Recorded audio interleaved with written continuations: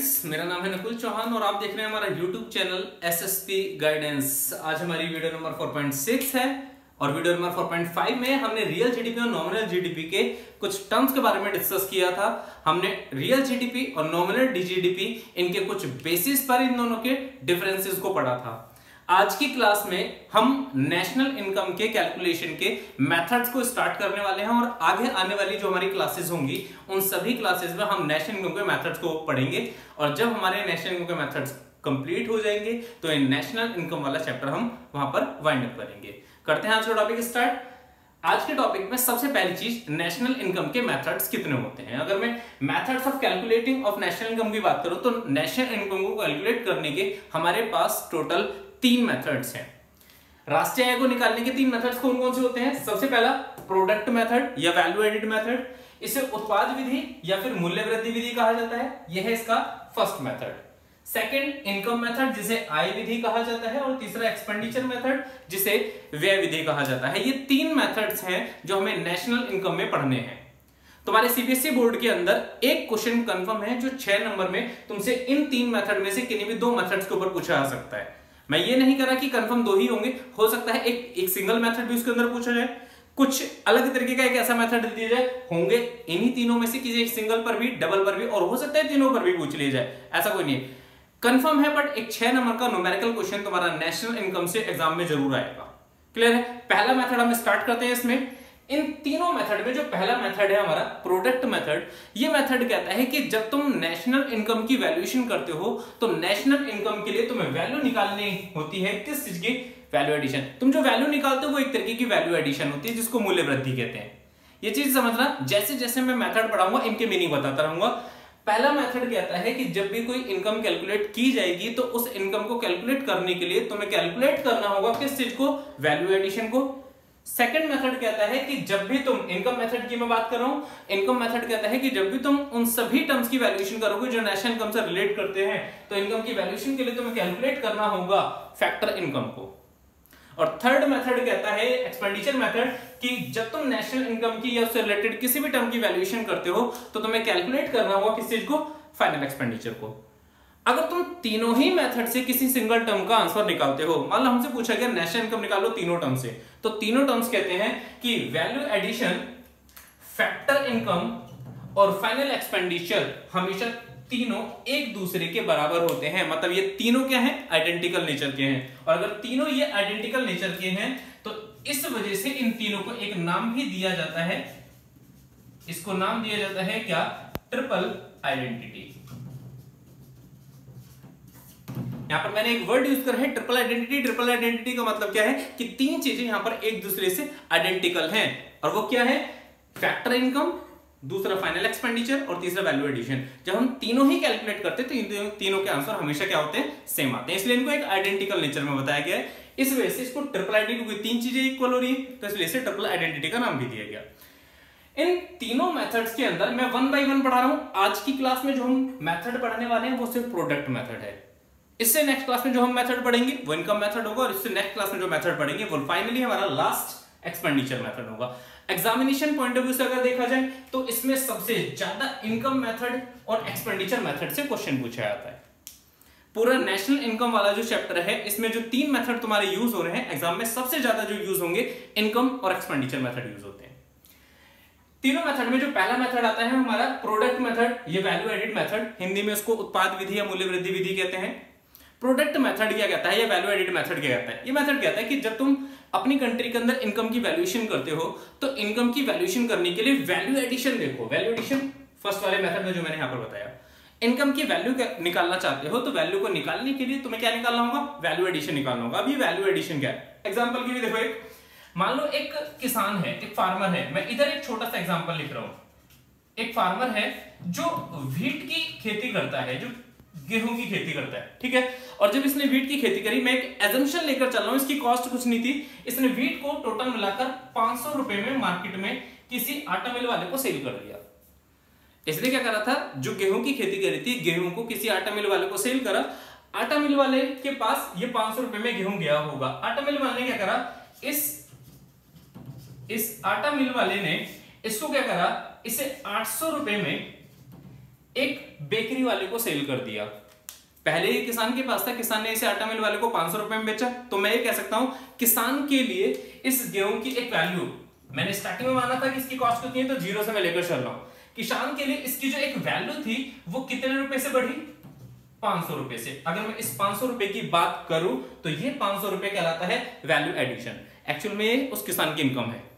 Bakery वाले ने, sorry आटा मिल वाले ने जब इसे आगे बेकरी वाले को सेल करा तो इसे 800 रुपए में सेल करा। एक्चुअल में इस आटा मिल वाले ने कितने रुपए अर्न करे, 300 रुपए। तुम ये नहीं कह सकते कि आटा मिल वाले को 800 रुपए रिसीव हुए तो 800 रुपए उसकी इनकम है। आटा मिल वाले की जो इनकम है वो एक्चुअल में 300 रुपए है। ये उस वैल्यू में एडिशन करने की वजह से जनरेट हुई, इसलिए वैल्यू एडिशन इनकम की जनरेशन को शो करता है। तो ये कहा जाएगा ये 300 रुपए का वैल्यू एडिशन है। बेकरी वाले ने क्या करा, इसे फाइनली एक फाइनल कंज्यूमर को सेल कर दिया। यहां पर ये बेकरी वाले के पास गया था और बेकरी वाले ने इसे फाइनली कितने रुपए में, 1000 रुपए में ब्रेड बनाकर एक फाइनली कंज्यूमर को सेल कर दिया और कंज्यूमर ने इसका फाइनल कंजम्पशन कर लिया। अभी कंज्यूमर के बाद कहीं भी आगे नहीं गई। इसका मतलब कंज्यूमर के पास पहुंचकर ये गुड बन गई फाइनल, बट जब तक ये बेकरी वाले के पास थी तब तक ये कैसी रही, इंटरमीडिएट। मैंने फर्स्ट चैप्टर पढ़ाया था, उसमें ये बताया था इंटरमीडिएट गुड और फाइनल गुड में ये डिफरेंस आता है कि इंटरमीडिएट गुड को कभी भी नेशनल इनकम की वैल्यूएशन में इंक्लूड नहीं करा जाएगा, जबकि फाइनल गुड्स की वैल्यू को नेशनल इनकम की वैल्यूएशन में इंक्लूड करते हैं। और वही कंसेप्ट आज हमारे यहां पर अप्लाई हो रहा है।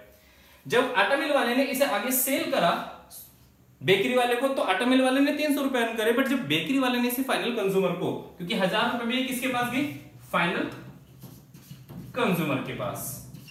अब जब ये फाइनल कंज्यूमर के पास गई तो फाइनल कंज्यूमर ने इसे खुद के कंजम्पशन के लिए यूज कर लिया।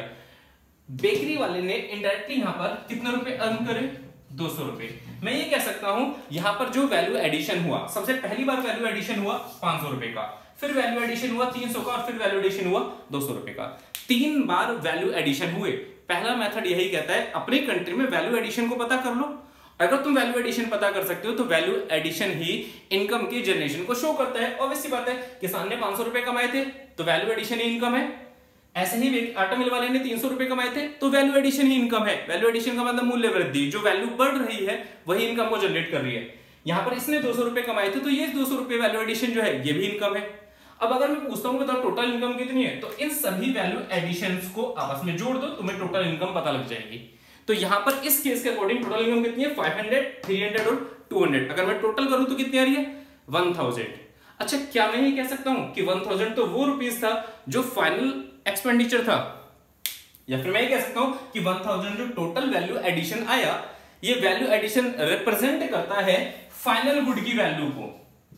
ये है वैल्यू ऑफ फाइनल गुड। जब इसने फाइनली एक कंज्यूमर को इसे सेल कर दिया था तो फाइनल गुड की जो वैल्यू थी वही वैल्यू एडिशन को भी शो करती है। तो हम ये भी कह सकते हैं कि फाइनल गुड की वैल्यू को हम डायरेक्टली वैल्यू एडिशन का नाम दे देते हैं। वैल्यू एडिशन एक्चुअल में फाइनल गुड की वैल्यू के बेसिस पर ही रिप्रेजेंट करी जाती है। और फाइनल गुड की जो वैल्यू होती है, फाइनल गुड्स और सर्विसेज की जो वैल्यूज होती हैं, उनके प्राइसेस को हम जीडीपी भी कहते हैं।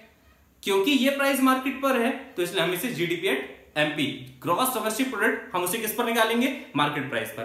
तो ये ध्यान रखना, जब भी वैल्यू एडिशन की बात करी जाएगी तो वैल्यू एडिशन का मतलब हमेशा इनकम की जनरेशन से तो है, बट ये इनकम कौन सी होगी, जीडीपी, और कौन सी वैल्यू पर, मार्केट प्राइस पर। रीजन मैंने आपको बता दिया, वैल्यू एडिशन फाइनल गुड्स की वैल्यू को शो करती है।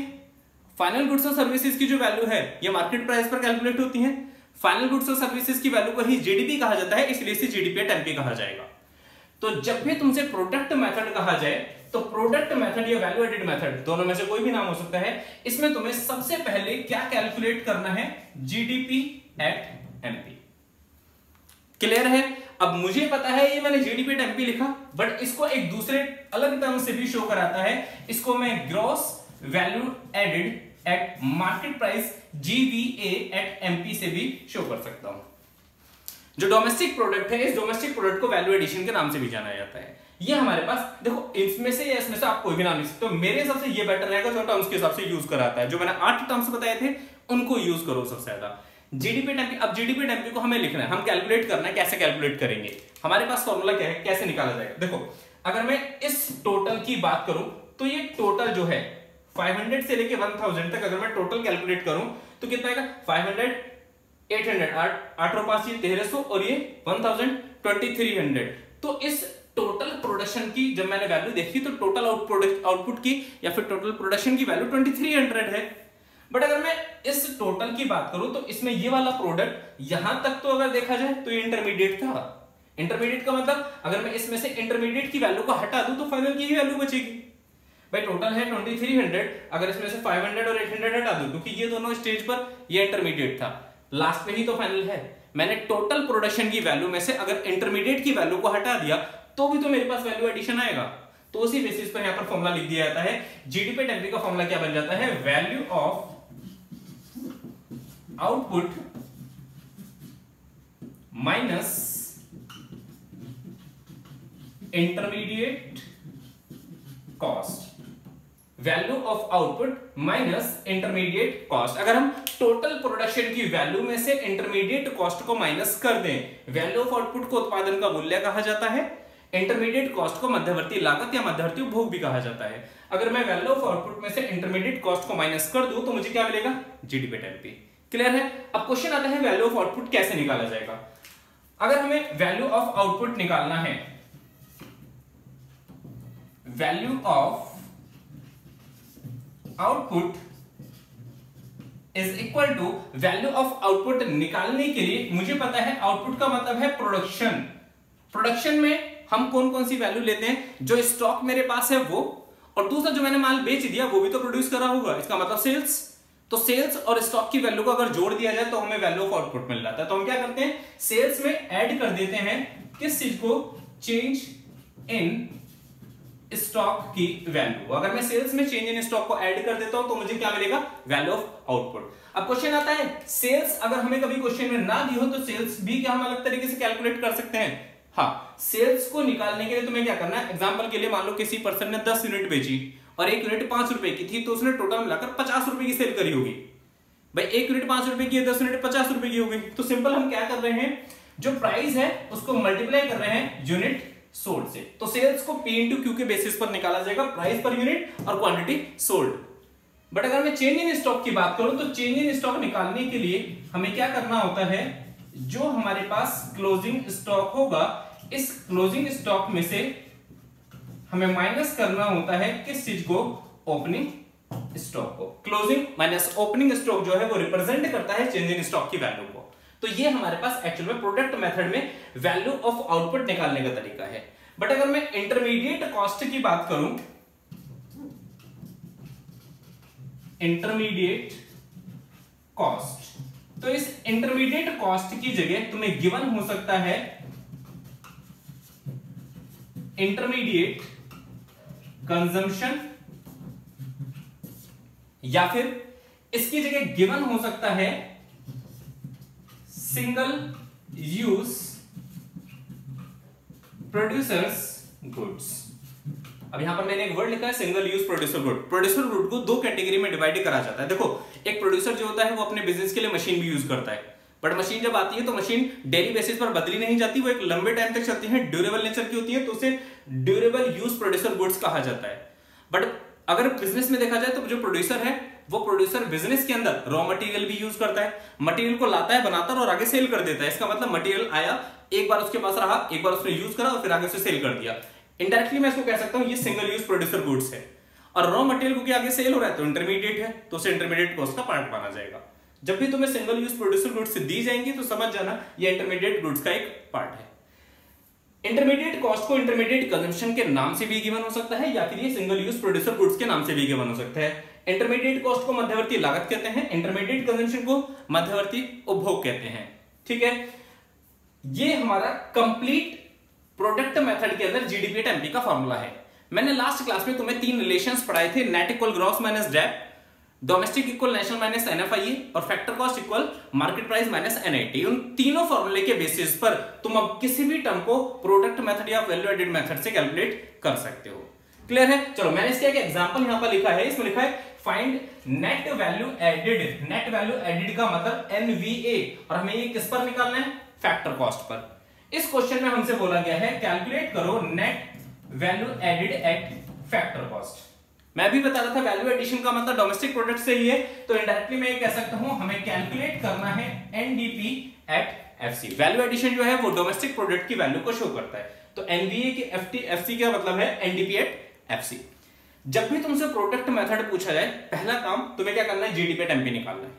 रीजन, क्योंकि हमें पता है value addition GDP at MP से शो होता है। तो सबसे पहले हमें क्या करना होगा, इसके अंदर जीडीपी एट एमपी की वैल्यू को फाइंड करना है। ठीक है, अब जीडीपी एट एमपी कैसे निकाला जाएगा, सबसे पहले वैल्यू ऑफ आउटपुट चेक करो, value of output minus intermediate, value of output में से माइनस करना होगा हमें इंटरमीडिएट कॉस्ट को। अब अगर मैं क्वेश्चन में वैल्यू ऑफ आउटपुट की बात देखूं तो वैल्यू ऑफ आउटपुट चेक करूं, क्या क्वेश्चन में हमें वैल्यू ऑफ आउटपुट दिया है, इंटरमीडिएट कॉस्ट, ये तो हमें तो डायरेक्ट दे रखी है, आउटपुट सोल्ड दिया है, प्राइस पर यूनिट दिया है, consumption of fixed capital, excise duty, change in stock. Value of output direct नहीं दिया, और अगर डायरेक्ट नहीं दिया तो इसे कैसे निकालेंगे, sales plus change in stock. तो सबसे पहले चेक करो क्या हमें क्वेश्चन में सेल्स दी है। सेल्स अगर डायरेक्ट नहीं दी हो तो हमें क्या करना होगा, प्राइस इनटू क्वांटिटी। हमें इस क्वेश्चन में आउटपुट सोल्ड दे रखा है, आउटपुट सोल्ड का मतलब कितनी क्वांटिटी तुमने सेल करी, और price per unit of output का मतलब कितने प्राइस पर तुमने यूनिट को सेल करा। तुमने 9000 यूनिट्स बेची हैं, यहां पर लिखा है कि यूनिट्स हैं, 9000 यूनिट बेची और एक यूनिट कितने की है, 4 रुपए की। तो मैं कह सकता हूं 9000 मल्टीप्लाई बाई 4, यह मान ली क्या हो जाएगी, sales plus change in stock. अब अगर मैं क्वेश्चन में चेंज इन स्टॉक की बात करूं तो चेंज इन स्टॉक कितना दिया है, माइनस का 1000, तो प्लस माइनस 1000, इनडायरेक्टली ये नेगेटिव हो जाएगा। तो वैल्यू ऑफ आउटपुट हमारा ये है माइनस इंटरमीडिएट कॉस्ट। अगर मैं इंटरमीडिएट कॉस्ट देखूं तो ये हमें दे रखी कितनी, 15000। हम इसके अंदर टोटल वैल्यू निकालें तो 9000 मल्टीप्लाई बाय 4, 36000 माइनस 1000, 35000 माइनस 15000, 20000। तो ये वैल्यू हमारे पास आई 20000 रुपीस। एक्चुअल में अभी हमने क्या कैलकुलेट करा, जीडीपी एट एमपी। हमें क्वेश्चन में क्या पूछा है, एनवीए एट एफसी, इसका मतलब हमसे पूछा गया एनडीपी एट एफसी। अब क्वेश्चन में जो पूछा है उसको कैलकुलेट करो, एनडीपी एट एफसी, जबकि हमने कैलकुलेट करा है क्या, जीडीपी एट एमपी। कंपैरिजन कर दो हमेशा इस तरीके से। हमें पता है हम क्वेश्चन में already GDP at MP calculate कर चुके हैं, हमें जो अब कैलकुलेट करना है वो निकालना है एनडीपी एट एफसी। कैसे निकालेंगे, नेट वैल्यू चाहिए जबकि ग्रॉस है। हमने पढ़ा था नेट वैल्यू में डेप्रिसिएशन इंक्लूड नहीं होता, तो माइनस कर देंगे डेप। तुम्हें डेप नहीं लिखना है पेपर में, हमेशा डेप्रिसिएशन लिखना है, कम स्पेस की वजह से मैंने सिर्फ यहां पर डेप लिखा है। डोमेस्टिक वैल्यू चाहिए, ये भी तो डोमेस्टिक है। प्रोडक्शन की वैल्यू चाहिए, ये भी प्रोडक्शन है। जबकि हमें लास्ट के अगर हम टर्म में से कंपैरिजन करें तो हमें फैक्टर कॉस्ट चाहिए, जबकि ये मार्केट प्राइस है। फैक्टर कॉस्ट के अंदर टैक्सेस इंक्लूड नहीं होते, मार्केट प्राइस में टैक्सेस इंक्लूड होते हैं। और टैक्सेस, क्योंकि हम प्रोडक्शन की वैल्यू की बात कर रहे हैं, तो टैक्सेस सिर्फ इनडायरेक्ट बेसिस पर लिए जाते हैं। तो फैक्टर कॉस्ट और मार्केट प्राइस को फैक्टर कॉस्ट निकालने के लिए हम क्या करते हैं, नेट इनडायरेक्ट टैक्सेस को इसमें से माइनस कर देते हैं। हमें फैक्टर कॉस्ट चाहिए जबकि मार्केट प्राइस दे रखा है, तो हम क्या करेंगे, मार्केट प्राइस में से टैक्सेस को हटा देंगे। तो इनडायरेक्टली हमने क्या करा, जीडीपी एट एमपी की वैल्यू को कन्वर्ट कर दिया एनडीपी एट एफसी के अंदर। जीडीपी एट एमपी की वैल्यू हमारे पास आई थी 20000 माइनस डेप्रिसिएशन। डेप्रिसिएशन का मतलब होता है किसी भी एसेट की वैल्यू को यूज करने के बाद उसकी वैल्यू का घटना। क्या क्वेश्चन में हमें ऐसा कुछ दे रखा है, क्वेश्चन में हमें दिया है consumption of fix capital. Fix asset की वैल्यू जो है ना उसका हमने कंजम्पशन करा, कंजम्पशन मतलब यूज करा, तो यही हमारे लिए एक डेप्रिसिएशन है। डेप्रिसिएशन को इस नाम से भी दिया जाएगा। तो डेप्रिसिएशन हमारा कितना है, 2000 minus net indirect taxes. Question में हमेशा चेक करना क्या इनडायरेक्ट टैक्सेस की वैल्यू नेट दी है। इस पूरे क्वेश्चन में चेक करो, इंटरमीडिएट कॉस्ट ये नहीं है, output sold, price, consumption, excise duty. हाँ, एक्साइज ड्यूटी हमारे लिए इनडायरेक्ट टैक्स है। ये एक प्रोडक्शन टैक्स होता है, उत्पादन शुल्क किसको कहते हैं, प्रोडक्शन टैक्स एक्चुअल में हमेशा इनडायरेक्ट होता है। चेंज इन स्टॉक हम यूज कर चुके हैं, हमारे पास सिर्फ एक इनडायरेक्ट टैक्स दिया, बट नेट वैल्यू तो नहीं दी। तो ये ध्यान रखना, नेट इनडायरेक्ट टैक्सेस के बारे में मैंने लास्ट क्लास में बताया था। एनआईटी की वैल्यू निकालने के लिए इनडायरेक्ट टैक्सेस में से हमें माइनस करना होता है सब्सिडीज को। गवर्नमेंट कहती है कि जो हमें टैक्सेस मिले उसमें से कुछ पैसा तो हमने सोसाइटी को वापस कर दिया सब्सिडी की फॉर्म में, तो गवर्नमेंट के पास जो पैसा आया वो नेट वैल्यू पर है जो टैक्सेस में से सब्सिडी देने के बाद बचता है। तो इनडायरेक्ट टैक्स माइनस सब्सिडी जो है वो एनआईटी की वैल्यू को शो करेगा। तो एनआईटी हम कैसे निकालेंगे, NIT is equal to indirect tax minus subsidy. Question में इनडायरेक्ट टैक्स में क्या दिया है, एक्साइज ड्यूटी जो है 4000 माइनस। अब अगर मैं सब्सिडी देखूं तो इस क्वेश्चन में सब्सिडी नहीं दी, तो सब्सिडी हमारी कितनी हो जाएगी, 0। बेशक सब्सिडी नहीं दी बट उसे तुम्हें इस तरीके से शो करना पड़ेगा क्योंकि हमें नेट वैल्यू फाइंड करनी है। अगर हम फाइनल वैल्यू निकालें तो 20 - 2 18,000 माइनस 4 14,000। तो फाइनल वैल्यू हमारी जो आ जाएगी इसमें वो कितनी आएगी 14,000 रुपीज। तो ये हमारा नेशनल इनकम का आज का पहला मेथड था जिसका नाम है प्रोडक्ट मेथड। नेक्स्ट क्लास में हम स्टार्ट करेंगे अपने नेक्स्ट मेथड के साथ जिसका नाम है इनकम मेथड। आज की वीडियो को यहीं वाइंड अप करते हैं। अगर आपको ये वीडियो अच्छी लगी हो तो लाइक कीजिए, हमारे चैनल को सब्सक्राइब कीजिए और वीडियोस को ज्यादा से ज्यादा लोगों को शेयर भी कीजिए। That's all for today.